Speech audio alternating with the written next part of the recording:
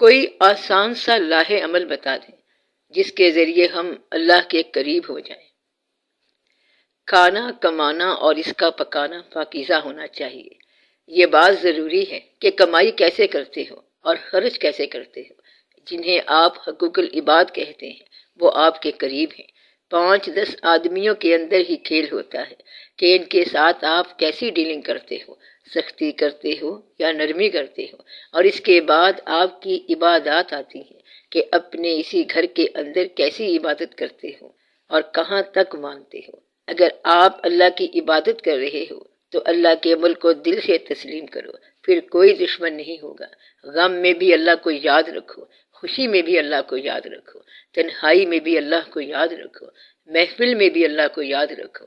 یہی دانائی کی بات ہے۔ نہ غم میں تیز ہو جاؤ اور نہ خوشی میں تیز ہو جاؤ۔ اللہ کے حکم کے مطابق چلو، اس کے اذن کے مطابق چلو۔ وہ آنسو دے رہا ہے تو یہ آپ کے لیے نیکی ہے۔ اگر اللہ خوشی دے رہا ہے تو آپ کے لیے بھلائی ہے۔ اگر بچہ پیدا ہو رہا ہے تو بہت اچھا ہے، اور اگر نہیں پیدا ہو رہا تو اور بھی اچھا ہے۔ اللہ جو کر رہا ہے وہی اچھا ہے۔ بس آپ یہ فیصلہ کر لیں کہ آپ نے ہر حال میں راضی رہنا ہے۔ بس 4 دن کا کھیل ہے، آپ راضی رہو، سب باتیں سمجھ میں آ جائیں گی۔ اللہ کو ماننے والا اور انسانوں کو نظر انداز کرنے والا جھوٹا ہے۔ آپ اندازہ لگاؤ، انسان چاہے کسی عقیدے کا ہو وہ بات کی بات ہے، لیکن پہلے تو وہ انسان ہے۔ آپ انسان کو کبھی اللہ کے حوالے کے بغیر نہ سمجھنا۔ اللہ نے اس کو بڑی محبت سے دنیا میں بھیجا ہے اور اس کو ہمارے لیے پیدا فرمایا ہے۔ یہ اللہ تعالیٰ کی مہربانی ہے کہ یہ آدمی ہمیں زندگی میں ایک ہی بار نظر آیا، اور یہ اللہ کا راز ہے۔ اور پھر جو ہمارا اس کے ساتھ سلوک ہے، یعنی اس کے ساتھ جو ہم کریں گے، وہ بندہ اس کے بعد غائب ہو جائے گا، اور جو ہمارا کیا ہوا عمل ہے آخرت تک ہمارا ساتھ دے گا۔ وہ بندہ تو دوبارہ نہیں ملے گا کہ ہم اس سے اچھا سلوک کر لیں، کیونکہ اس نے ایک ہی بار ملنا ہے۔ اگر ہم نے اس کو غم دے دیا تو اس کے دل میں غم چلا جائے گا، اور پھر ہمارا عمل ہماری آخرت تک ساتھ دے گا۔ پھر ہم لاکھ قربانیاں کریں اور لاکھ خرچے کریں، لیکن اس کے دل کا یہ زخم ہماری آخرت کی رکاوٹ ہے۔ بس یہ چھوٹی چھوٹی باتیں ہیں، ان کو سمجھا کرو۔ اس لیے یہ بات سمجھو کہ ہر محلے میں اللہ والا ہو سکتا ہے، اور ہر محلے میں شیطان کا ساتھی بھی ہو سکتا ہے۔ ہر گھر میں اللہ والا ہو سکتا ہے اور ہر گھر میں باغی بھی ہو سکتا ہے۔ ہر دل اللہ کا قرب حاصل کر سکتا ہے اور ہر دل بغاوت کر سکتا ہے۔ اب اس میں تم یہ دیکھو کہ تمہارا دل کیا کرتا ہے۔ ہر دل کے اندر اللہ نے اپنی آمد کی صلاحیت رکھی ہے تاکہ آپ کے دل میں اللہ کی محبت جلوہ گر ہو۔ اگر دل میں اللہ کی محبت نہ آئی تو آپ کے دل کے اندر دنیا کی محبت جلوہ گر ہوگی، کیونکہ دل خالی نہیں رہ سکتا۔ یہ ناممکن ہے کہ دل میں بات نہ آئے۔ اس لیے آپ اپنے دل کو دنیا کی محبت کی بجائے آخرت کی محبت میں لگاؤ۔ اللہ کی بات کو دھیان سے سنو، انسانوں کے ساتھ حسن سلوک کرو، پیسے گننا بند کرو، سختیاں کرنی ختم کرو، لوگوں کے دلوں میں خوف پیدا کرنا ختم کرو، اونچی آواز سے ڈرانے کی کوشش نہ کرو۔ چھوٹے بچوں کے ساتھ بڑا ہی اچھا سلوک کرو۔ یہ چھوٹے بچے بڑے ہوتے ہیں اور بڑے راز ہوتے ہیں، اور جو بے بس ہیں ان کے ساتھ بہت ہی اچھا سلوک کرو، کیونکہ وہ بے بس تیری تحویل میں ہے۔ کتا، بلی اور چھوٹی سے چھوٹی چیز مثلا جو زمین پر چلنے والی اور رینگنے والی ہو، یہ سب تیری آزمائش ہے۔ اسی طرح بیوی تیری آزمائش ہے، اولاد تیری آزمائش ہے، تیرا کھانا تیری آزمائش ہے، اور تیرا دسترخوان تیری آزمائش ہے۔ آپ اس وقت دھیان کیا کرو کہ آپ یہ جو عمل کر رہے ہیں اس میں اللہ تعالیٰ کا کیا حکم ہے۔ کوئی غلطی اگر نظر آئی تو فوراً استغفار کر کے گزر جاؤ، اس طرح اللہ تعالیٰ معاف فرما دے گا۔ اگر زندگی میں کامیابی ہو تو الحمدللہ کہہ کے اللہ کا شکر ادا کرو۔ اس طرح انسان اللہ کے قریب ہو سکتا ہے۔ حضور عشق مجازی اور عشق حقیقی کسے کہتے ہیں؟ اس فرق کی وضاحت فرما دیں۔ پہلا فرق تو یہ ہے کہ یہ دونوں الگ الگ ہیں۔ حقیقت حقیقت ہے، مجاز مجاز ہے۔ سوال یہ کہ حقیقت کسے کہتے ہیں اور مجاز کسے کہتے ہیں؟ اللہ کی محبت حقیقت کی محبت ہے اور یہ حقیقی محبت ہے۔ مجازی محبت فانی کی محبت ہے۔ آپ اس فرق کو مزید سمجھنے سے پہلے یہ غور سے دیکھیں کہ دنیا میں 2 چیزیں ہیں، ایک فانی ہے اور ایک باقی ہے۔ فانی اور باقی کو یوں بھی کہہ سکتے ہیں کہ ایک حادث ہے اور دوسرا قدیم ہے۔ حادث وہ ہے جس کا آغاز بھی ہو اور انجام بھی ہو، تاریخ پیدائش بھی ہو اور تاریخ وصال بھی ہو۔ قدیم وہ ہے جو ہر پیدائش سے پہلے ہو اور ہر اختتام کے بعد بھی ہو۔ اگر محبت قدیم سے ہو تو وہ محبت یا عشق جو ہے وہ حقیقی کہلاتا ہے، اور اگر محبت فانی سے ہو تو وہ مجازی کہلاتی ہے۔ حقیقی محبت جو ہے وہ اللہ کی محبت بھی ہے اور اللہ کا خیال بھی ہے، یعنی حقیقت کے خیال میں جو خیال بھی ہوگا وہ حقیقت ہی ہوگا۔ اللہ تعالیٰ جو ہے وہ قدیم ہے، ہر آغاز سے پہلے ہے اور ہر انجام کے بعد بھی ہے۔ اللہ تعالیٰ کی جو بھی ذات ہے اور اللہ تعالیٰ کا جو بھی عمل ہے وہ بھی قدیم ہے، تو اللہ کا عمل بھی قدیم ہے، اللہ کی ذات بھی قدیم ہے، اللہ کا نور بھی قدیم ہے اور اللہ کا مزاج بھی قدیم ہے۔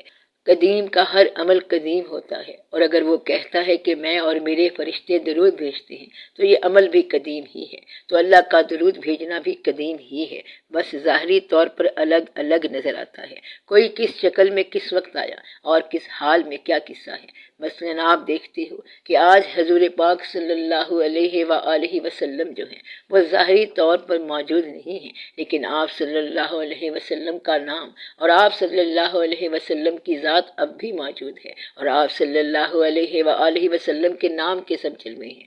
تو میں یہ بتا رہا ہوں کہ اگر اللہ تعالیٰ کے مقربین کے ساتھ عشق ہو وہ بھی عشق حقیقی ہے، اور اگر آپ کا عشق اللہ تعالیٰ کے چاہنے والوں کے ساتھ ہوگا تو وہ بھی عشق حقیقی کہلائے گا۔ شہید کے ساتھ عشق ہوگا تو وہ بھی عشق حقیقی کہلائے گا، اور فانی کے ساتھ جو محبت ہوگی وہ عشق مجازی کہلائے گی۔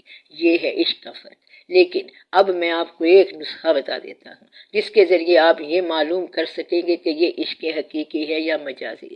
وہ محبت جس میں آپ دوسروں کو شریک نہیں کرتے وہ مجازی ہے، اور وہ محبت جس میں آپ دوسروں کو شریک کرنا پسند کریں گے وہ عشق حقیقی ہے۔